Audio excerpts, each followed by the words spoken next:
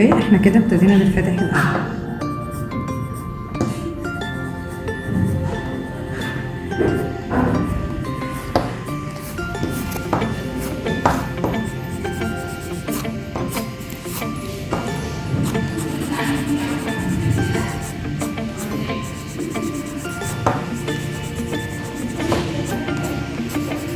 هنبتدي بالفاتح وبعدين ننزل بالغامق، ماشي؟ وممكن العكس، انتوا حابين ايه؟ تمام، احنا ممكن نلحقها يعني. يعني لو انتوا عايزين من هنا غامق وبعدين ننزل فاتح مفيش مشكلة. هو ده اصلا تقول يعني ده تدريج الوان. عايزين ده درجات اللون. ولا من الغامق الفاتح؟ لا، من غامق فاتح من غامق فاتح. يبقى نبتدي بالغامق.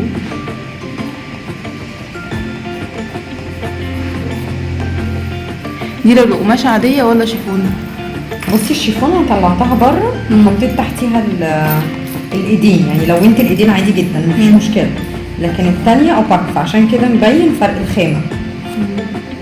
خلاص هبتدي بقى اعمل بندرنج، بعدين هبقى اطلع بالحبر. وبيتعمل بالووتر كولر؟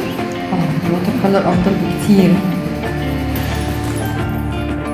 من الفاتح للغامق، يبقى لازم اخد الفاتح الاول. اوكي بالراحه كده واخلص جزء.